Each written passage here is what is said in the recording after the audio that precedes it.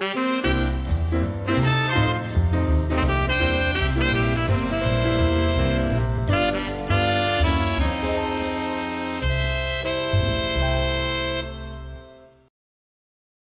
I have to say we have somebody who you directed in an episode who also interviewed you, Miss Santina Muha. Santina? Hi, Phill! Where are you? I see your beautiful name. There you are. Hi! How are you, buddy? Oh my God, so good to see you! You too. This is fantastic. What a reunion. Oh my gosh. Wow. I'm sure everyone knows. Does everyone know our story? Why don't you explain it? Santina interviewed me and then I've directed her, but you go ahead and explain. Yeah, so. Oh my God. Okay, so one of my first jobs ever in the entertainment industry is I worked for Tiger Beat magazine.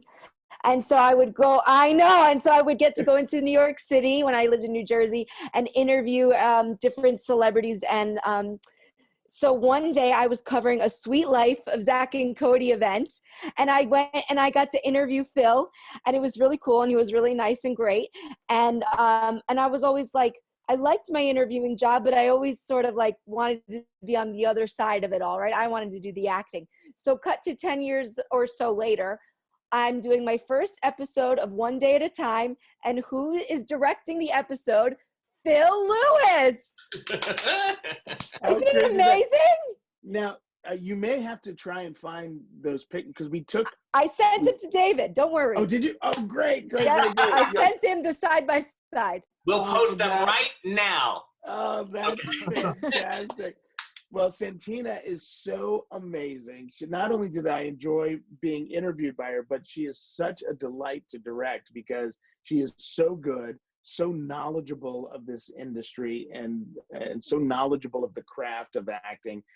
We had so much fun doing One Day at a Time, and we always knew it was great. And Santina, you may not know this, but the executive producers on One Day at a Time would always say, well, okay, here's a funny joke. Well, if so-and-so's saying that, we'll give it to Santina. We know she'll make it funny. We'll give it to Santina. I love that. No, Phill, I didn't know that. And, as an actor, and I'm sure everybody in here can attest to this, sometimes you doubt yourself, right? You wonder, like, am I funny enough? Why didn't I get that line? That line is so funny. Why did they give it to so-and-so? You doubt yourself. So that's really cool to hear. Thank you, Phill. Absolutely. And on that point, there's so many variables. There's so many different things that happen during the course of shooting a television show or shooting a movie that a lot of times, for example, and hopefully I explained this to you and to the other cast members, that if there's moments in a scene that you just loved and that were so great and so funny in rehearsal, they may be taken out of a script because of time, because, we don't have enough time to do all of this stuff. So one of my, kind of adages or one thing that I'd like to tell young actors is don't take this stuff personally. Mm-hmm. And I know that's hard to do because as an actor, we're selling ourselves, right? If you're a soap salesperson, if someone doesn't like your soap, you go, okay, they don't like my soap. But if someone we think doesn't like us, we go, oh no, what have we done? But it's not that at all. A lot of times they're going, you know what, her hair may be too long for this, or her hair may be too short for this, or he may be too tall. All of that comes into play. Don't take it personally. And this goes for everyone who's working or wants to work. No one, I guarantee, this is one thing that I know. No one will do it like you. Does that make sense? You all are all individuals. You are very special and unique individuals. No one is going to audition.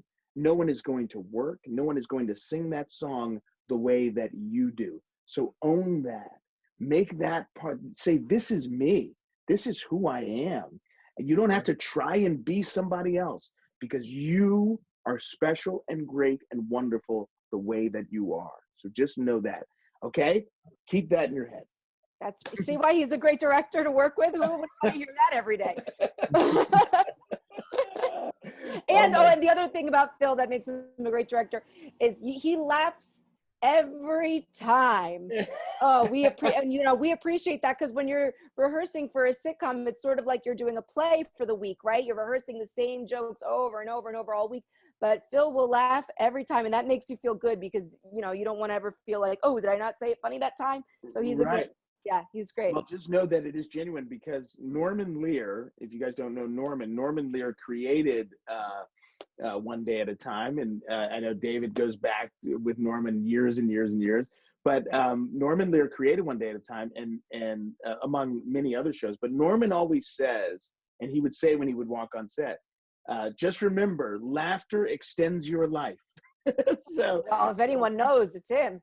Exactly. About life extension. He's 96, I think. Yeah, I think 97, I think. I think he's 98. Are you serious? I think he just this last month. Oh my gosh! So obviously it works, right? I know. So I try to laugh as much as I possibly can. Oh, my God, too. Okay, yes, I have some questions. My first question is for Santina. Oh, cool. Hi, Jennifer. How are you?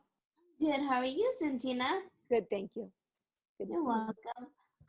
My first question for you is, how was it like working on One Day at a Time, being a actress with a disability?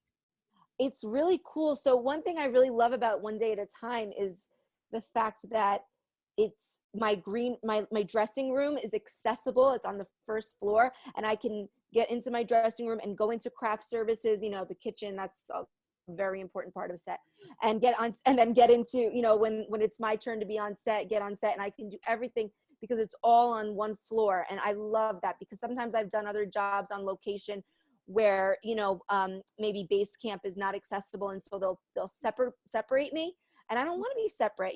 As we all know in this field, in our industry, networking is a huge part of it. And you want to hang out with your coworker. And that's what I do. I hang out with my co-stars all day. Me, Nikki, Mackenzie, Hanifa. Oh, yeah, if I can interrupt, at lunchtime, I would have to walk by Santina's dressing room to get to my dressing room. And it's like a house party going on in there. I mean, there's music, there's food. Santina's got it going on. Okay, it's true. No, it's true. I really do. I kind of host because we only have maybe 1 or 2 scenes per episode as the support group. So we hang out in my dressing room all day and we talk. Isabella will come in there when she's off. Justina will pop in. Rita will pop in. It's like it's so cool and fun. And yeah, it's a very fun time. So I love that it's accessible. And I love that my character is this vet who, she's in a wheelchair. I guess we assume she was injured in combat, but we never really talk about it much. If it helps the joke, then we use it. If it doesn't, then we don't. And that's good with me. I think it's okay to talk about it when it's funny, but we don't have to talk about it every second. And so I think One Day at a Time does a great balance with that. I just want to say that you did an amazing job on the last film production for the Disability Film Challenge. It was amazing. Thank you so much. I took a picture. I don't know if you remember. Yeah, I remember you. And she's nominated. Santina's nominated for Best Picture, right? Mm-hmm. Oh, yes. Oh my word! I know nothing of this. So David, can you hit me to what's going on? This sounds really amazing. Oh, I will. I mean, it's www.disabilityfilmchallenge.com. They've been doing it 7 years. And Santina, you were up for an award the other year as well, right? Yes, this is our two years in a row. We were nominated for Best Film. We're really excited, my team and I. We feel like we're when you find people that you like to work with, keep working with them. Keep working with them. Yeah. Right. There were I think, the most films this year, 87 films. Mm-hmm. And you have 5 days to do it, something like that? Yes, 5 days. It was insane. And we did it all we didn't leave, not the 4 of us that worked on our project together left our home. Like we all did it from our own apartments. I, in fact, sat right here in front of this backdrop. You'll recognize the backdrop from the film. So this is where we did it. But it was so fun and so interesting and cool. And it was cool to take this thing that was happening to me during quarantine and explore it through the film and open up everyone else's eyes to it. And it's getting a lot of great feedback from the disability community and from the non-disabled community, which I think is important because I want to always like validate our community and make everyone feel seen and heard. And I also want to educate the non-disabled community and bring them in and bridge the gap, because there shouldn't be a gap, you know? Yeah. That's fantastic. All right, I'm going to look that up as soon as we're done here. That's congratulations. That's Thank amazing. you. All the films on YouTube, right? The Disability Film Challenge. Yeah, Okay, they're all great. And they're all 5 minutes long, and they're great little bite-sized pieces of talent. Yeah. Oh, that's great. Okay, good to know. Good to know. And I have one more question for Santina. Okay. Who is your favorite muscular actor as being in the industry? Muscular. I love, and he's getting his own spin-off now, David. Come on, David. I love Elliot Stabler, you know, from Law & Order SVU. Yes. Yeah, and he's getting his own spin-off now, so I'm excited for that. And I one time met Channing Tatum in at Birds in a restaurant in LA. We took a picture together, and he was really cool and really nice and really hot. And I saw Chris Pine the other day do an interview on something, and he was super cool, like really cool. I liked his like, you know, sometimes you someone's hot, so you don't really pay attention to their personality, and then you find out, wow, they're also, which don't do that. That's not right.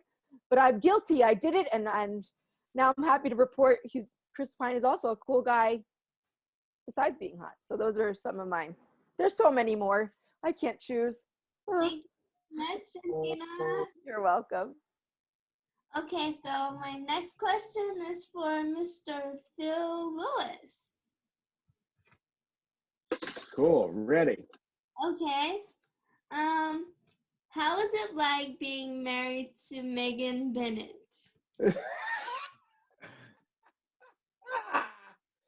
That is a fantastic question. So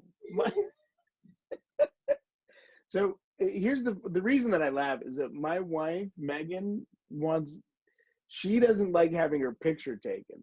Like we're complete opposites in that way. She is not an actress. She's actually a chef. She was a chef by trade. She went to culinary school, and she used to do private work. She used to cook for celebrities, and she would cook for directors, and she'd make the food and she would deliver the food. And then once our kids were born, she, thank God for her, worked with the kids, stayed at home with the kids. But when the kids started high school, she went back and she got her master's in marriage and family therapy. And then she ended up working at a place, I don't know if you guys have heard of a place called Cheerful Helpers, which is in Koreatown. And it is they don't call it a school, a center. They call it a center for kids that have emotional disorders. So kids that are on the spectrum, on the autism spectrum, but are more high functioning. And so she worked there for a couple of years and really enjoyed that work.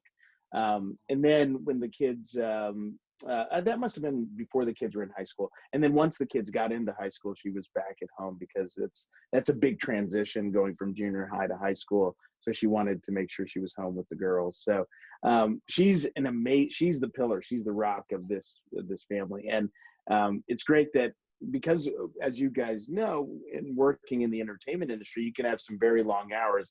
I'm sure some of your rehearsals and things that you guys are doing can seem like they last forever at least. And so it's great to know that that Megan is home with the girls, and that all of us are well taken care of. So it's a joy. It'll be 24 years in December that we've been married, and together almost 29 years. Oh, I love I know. Again, I don't look that old. I know. My last question for you is, I know you're from, I believe it's Uganda or Ghana? I was born in Uganda. Yeah. Uganda? Okay, I'm sorry. That's okay. You may not know, but I'm also from an island country called Belize. Oh my gosh, I didn't know that. So I can relate to some, foods that you guys eat from Ghana, from Belize. Well, It's all the same symmetrical food. oh, okay. So, well, hopefully you can relate. I will tell you that the the we would have when I was only in Uganda for a very short period of time, and when we came back to the States, I remember growing up in DC, we would eat a lot of Ethiopian food, Mm-hmm. and it really, I don't know if you like Ethiopian. I really enjoyed Ethiopian food, but there were sometimes that it was so spicy that I couldn't eat it. And I don't know if it's the same. I'm sure it's the same in Belize, right? There must be really spicy foods. My mother can eat anything. I could put her in a hot pepper challenge and she would win. But I can't eat all of that. The spice is too much for me. But my brothers, I have three older brothers, and they all really enjoyed Uganda and Ugandan culture and food. But I was only there for such a short period of time. But being back in the States, Ethiopian food was kind of where we would, kind of get that taste of the continent. That's great. Now, when did you move? How old were you when you moved to the States? So I was about a year and a half. So I don't remember Uganda at all. So the backstory is that my father was in the Peace Corps, and he was a regional director in the Peace Corps. So my mom traveled because my dad had to go early to set up different centers there. So my mom traveled from the United States to Nigeria with three boys under the age of 5. And then my dad had to stay to evacuate because Idi Amin was coming in. And so my mom traveled. So I was born, and my mom traveled with 4 boys under the age of 7 from Uganda to, we went to France, we went to Paris, actually. So and she still talks to us. It's, but so I was only there for about a year and a half. So I'm obviously an American citizen because I was born on U.S. soil. The hospital was on U.S. soil, so I'm an American citizen. But yeah, I would love to go back, but I haven't been back to the continent. So maybe one day. So it was an honor interviewing you, and I thank you so much, both of you, Santina and Mr. Phill Lewis. Am I mistaken? No, that's the name that my mom calls me when she's mad at me. Philip. Philip. Well, thank you both. Get over here, Philip. Exactly. Well, Thank you. Thank you, Such Jennifer. a pleasure. You're welcome. Okay, going on to the next person, David. Oh, next person. I think that's it. Those two right now. Okay. But we do have Ashley Lyles and Donovan. Now I know Donovan's been having some internet connection problems, but we're gonna start right now with Ashley, and hopefully we'll get to Donovan as well. Thank you, David. Yes. And I wanted to say to Phill Lewis that I said it earlier, but I really loved you on the Wayans Brothers, and I also loved Sweet Life of Zach and Cody and On Deck. And I wanted to know, what was it like acting with Marlon and Shawn Wayans? Well, that was quite an adventure because I know when you guys rehearse a show, or if you're working with another actor, you're hoping that they're going to say what's in the script. Well, guess what? Marlon rarely said what was in the script. So he likes to improv quite a bit. And of course, once he starts going, then Shawn would start going, and then that would make me start so it became this kind of crazy improv game that we would do. But it was so much fun. We had a great time. I'm sure I don't have any. Oh, maybe there's some pictures on my phone. I could send David some pictures of my hair being slicked down and my gold tooth and my. Yeah, I remember that. I remember that when I was watching it. Yeah, so it was so much fun to play and so much fun to do. And then um, Small World, then I got to direct Marlon in his show for NBC. The show was called Marlon, and I directed about half of those episodes. So we got to work together again. But I it was so much. know that. Yeah, isn't that neat? So it was so much fun because Marlon really teaches you. I don't know if you guys do. I'm sure David does this in one of his areas of expertise is improvisation games and improv. It's such a great way for actors to kind of learn and enjoy comedy. Phil, I actually taught an improv workshop for David for Meet the Biz because I do improv over at the Upright Citizens Brigade. So you're a UBC. Yeah. I mean, yep. Wow. So I went. I think UCB. Jennifer was there. Yeah, used to be. I think you were there, right? And I don't remember. I think a few people. It was really fun. But I agree. Improv is great. It's a great tool to have because it helps take away some of the panic of if you drop a line or if your co-star drops a line. Yeah. Exactly. So yeah, Marlon and Sean taught me a lot about improvisation. So it was so much fun to work with them. Yeah, they're a lot of fun. I remember Cynthia talking about a guy with their shirt off. Uh-oh. Uh-oh. Maybe is that why you asked me that question today? I also wanted to know if I can, at the end, if I can take a picture, like a group picture. I would love that. Hey, why not now? Yeah. Okay, it's picture break time. That's right. Great. Yeah, I'm getting closer in. Buddy position, Donovan, smile or not. Wait, I can't do it from my computer, so can I do it from my phone? Sure. Oh, okay.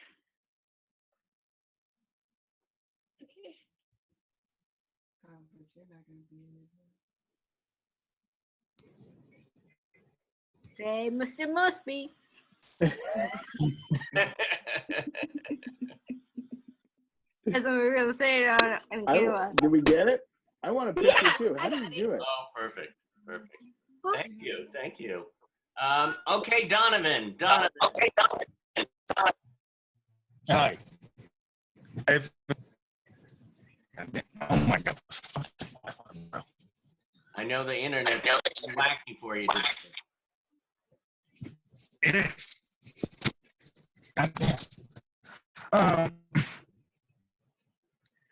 It feels like maybe you again. I have a question. Actually, two.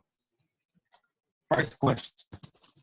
I know it was a movie that we're actually there. I know that you were in the movie portrayed as a slave. What was that experience like? And what was the name of that movie? All right, I actually got that. You sent it to me.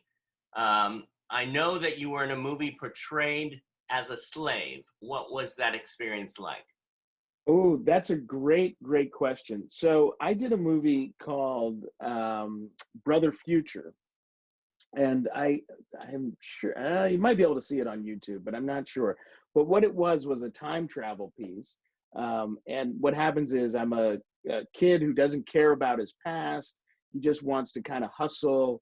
And it's, obviously make believe being time travel. But what happens is I get transported. I get hit by a car. I'm running across the street. I get hit by a car. And when I land, and wake up from being hit by the car, I'm in 1822, the year 1822 in Charleston, South Carolina. So if you, of course, know your history, in 1822 in Charleston, South Carolina, slavery existed. So I am immediately picked up by slave catchers and sold into slavery. So I did have to play a slave. And it's a great question, Donovan, because it was a really hard role to do because of the subject matter. So I did a lot of research on, I certainly, knew a lot and learned a lot about slavery in school, but I had to do more research about what it was like in that time period. It was 1822, Charleston. I meet an insurrectionist named Denmark Vesey. So I went and did research on Denmark Vesey. But it was, going home every night, I felt a sense of gratitude that that so many people before me had gone through such a horrible tragedy, but had worked so hard to get us to where we are today. And so I was filled with gratitude when I would be able to walk on the street and not be judged, and I was able to stay in a hotel in a nice room and have air conditioning, all of those things that we kind of take for granted. When I was working on that, they're kind of out of your head because you're really immersed in the character. But it also showed me that, in looking back on that piece, if we take that in what's happening now, we still have a ways to go. And, we want everyone to be treated equally, and we don't want people to be judged by either a disability or the color of their skin or their religion. Hopefully we'll have some leadership that will say, hey, we're all people and we're all here together. And for me, there is, I'm not a religious person, but one of the commandments is do unto others as you would have done unto you. And I really believe that. I think that you can go a long way with treating other people the way you would want to be treated. That's really kind of my motto. So if I'm walking up to a door, hey, I would love for someone to hold the door for me. So what am I going to do? I'm going to hold the door for that person. Or does someone need a hand with their bags? Hey, let me help you. It's just kind of being nice. But I say all that to say that too many people are judge us for what we look like, right? And I was never taught to do that. And so hopefully we're getting to a place where people aren't judging us for what we look like. That, as Martin Luther King said, people will judge us by the content of our character and not the color of our skin. And I can expound on that and say, and not because we may have a disability. Hopefully they will judge us for who we are. But I thank you for bringing that up, because it was we actually shot on we were on a real plantation, obviously not a working plantation, but they would do tours of the plantation. And we shot on a real plantation so we could see where the slave quarters were and where the master's house was. It was really interesting and kind of daunting at the same time. But thank you so much, Donovan, for watching that and asking about that. And Cool. That's great. That's great. Phill, that's what the documentary I did is about, judging people not based on their thing. So I took advantage of the time period. Like right now, you're looking at me. You don't know I'm in a wheelchair, right? Mm-hmm. So I'm having this unique experience right now in quarantine that I'm meeting people and they don't know I'm in a wheelchair from the beginning. Wow. And so they're getting to know me as a person before they get to know me as a person in a wheelchair, which never happens. So we explored that in the doc. And that's when at the end, it's sort of like the thesis of it is, this is what we should be doing for everyone. We should be judging based on getting to know them before we say, oh, this is the black one, the gay one, the one in the wheelchair, whatever. Yeah, absolutely. Oh, that's fantastic. Love that. Well, I have a question since we do have a Santina here and Phill. We'll start with Santina. Same question to both of you. Okay. How do you center yourself? How do you keep positive? Well, I have just always remind myself that whatever is happening will pass. I've been through all kinds of things in my life, and I still am here, and I still have good days. And I still have bad days, right? And both end. The good days end too, and the bad days end. So I try to just stay as present as I can, be in the moment. Hey, if something happens that makes me sad, I cry, I scream, whatever I need to do. Not scream at anybody, please, But I get my frustration out. I'm in therapy. I talk to my therapist. I do what I need to do to deal with what's happening. Let myself feel the feelings, and then you got to move on, right? You got to move on to the next thing, because there's so much around the corner. And one failure, I mean, look what I said. When I interviewed Phill so many years ago, there I was wishing that I was on the other side of that interview. And here I am right now on the other side of that interview, right alongside Phill. And I didn't know that back then. So if I went home sad and kicked myself for not being the one being interviewed, what a waste of my energy, because I ended up here anyway, you know? So just remember that nothing is permanent, and live in the moment, feel your feelings, and then just like move on to the next. And also take whatever you can control, because there's so much you can't control. Focus on that. So, you know, if you didn't get cast in that movie, that sucks. But you know what? Write a movie that you are the star of, that you can control. That's fantastic. I mean, that I literally will piggyback on that. For me, it is about living in the present moment. I realized that there are two things that I cannot control: the past and the future. So what do I have? I have the present moment. And so that is what I think is extremely important. And I think it can be hard sometimes, like Santini's saying, you know, we all have good days and bad days. It's, for me, trying to make I try to live my life as a win-win. So if it's something that's bad, trying to find the good in that. Then I'm at a win-win. So if it's something that happens, then I can say, okay, I can learn from this experience. And because I've learned something from this experience, then I can try and turn it into a positive experience. And that makes my life a win-win. So it really is being in the moment. And my big catchphrase that my girls hear me say or catchword that my girls hear me say almost daily is gratitude.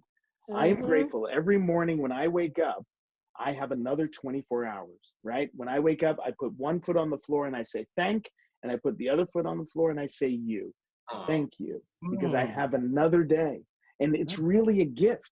I have another day. Now, granted, it may be a hard day, maybe things that I have to do throughout the day, but I'm grateful that I'm able to do those things. You know, I talked to a friend of mine, and he was talking about he has a huge dog, and the dog's kind of running amok, and the dog's always in the backyard messing up the backyard. And he says, and I'm out there cleaning up after the dog. And he was so upset that he was cleaning up after the dog. And I said, wait a second, think about it. How about being grateful that you have a dog? How about being grateful that you have a yard to clean up? Like, that's really great.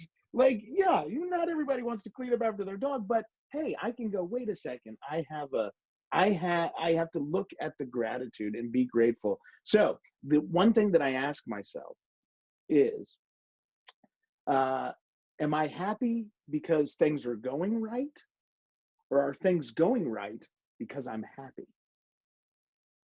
And that's what I have to ask myself. If I can stay happy, if I can stay in a good mood, things seem to go pretty well. So that's what I try to do. So capitalizing off what Santina said, really being in the present moment, you know, and like she said, share those feelings when you don't feel, because you don't want to bottle stuff up.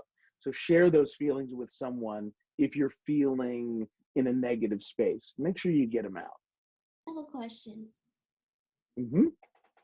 So if you're in a negative space and you're in, like, for instance, when I filmed my movie for the Disability Film Challenge, I Can, believe it or not, I was supposed to cry, and I couldn't cry because I was like so happy, so in the moment of being happy that I couldn't cry. And so I had to physically try to put myself in the space of sadness. So how do you do that when you're happy? Santina, you may want to answer that because you're on that side of the camera more than I am, but I can chime in when you're done. Well, you know, I'll say that I too, Jennifer, have a hard time crying on command. It's not easy. And I had to cry for a movie once, and before my scene, I locked myself in my room, and I put in my earphones and I listened to this song that reminds me of my stepdad that always makes me cry. And I'm like, I'm torturing myself right now. It's crazy. I'm like torturing myself. But I think the best thing to do is just really try to connect with the character. That's really what you can do, is try to really connect, put yourself into the character's shoes. If the script calls for crying, and there's obviously something going on with that character. And so, yeah, just try to, as much as you can, connect with the character in that moment, I think. Yeah. What about you, Phill? What do you think? Yeah, no, I agree with that. It's really hard. I can't do it either. I cannot do it. So you guys may remember the last episode of Sweet Life on Deck. So I'll tell you a little story about that. So what happened was, there's the moment where I have to say goodbye to Brenda, to London. And during rehearsal, the two of us we didn't really rehearse that moment. And we were both kind of afraid to get into that space, because it was we knew this was going to be the last time that we were going to do this together on this show. So we were both kind of afraid. So we would kind of brush it off. Okay, and this is when she says goodbye and I say goodbye and I answer the phone and it's her, and okay, and then we move on. Well, we had to actually do it for the network run through. So we had to actually perform it. And what you saw on camera is what happened in the network run through. When we got to that moment, and I'm getting choked up now. When we got to that moment, we both burst into tears, because we couldn't do the scene, and we just hugged each other, and there's 60 people standing around, but because we had built up such a relationship over about 7 years, we saw each other more than we were seeing some of our family members, that it was really hard to get through. And that's what happened when we actually shot it. We both burst into tears. So that was a connection, because we were so close to each other. And if I had to cry on camera again, I'd probably go back to that. I would probably think about that moment. But Santina did something that another actress that I worked with, I don't know if you guys ever saw a show called No Good Nick on Netflix. It's a neat show. It's kind of a fun show, but the young lady who played the lead in that show, she would put on headphones and listen to something that would just kind of get her in the mood. But believe me, no one expects you. And if a director says you have to cry, not really a director that's worth their weight in salt. No one expects you to get to a place emotionally if you can't do that. I would understand that. I would say, hey, like Santina's saying, if you feel the emotion of the character, that's enough. Physical tears, we could actually manufacture those. And there have been times where I've had manufactured tears where they blow a little menthol in your eyes, and you're able to cry. Your eyes start watering. So don't worry. What we're doing as actors is we're portraying the image of reality. We don't expect you to, you don't have to go as deep as you think you may. And it also happens the other way, where you're doing a comedy, but when we were doing Sweet Life, one of our dogs passed away. One of the girls' little doggies passed away. It was so sad, but I had to go to work and be funny. So it was like, it's just kind of dealing with it on a case by case basis. Yeah. Well, I want to thank you all for being here, for coming today. Ranjani and BJ and Donovan. And Ashley, and thank you, Santina, for showing up. What a surprise! It was What dinner time? Yeah, it was so cool. And of course, Phill Lewis. Must be naked. Okay, so I'm old, but can someone tell me how to take a picture? Can I take a picture of all of us together?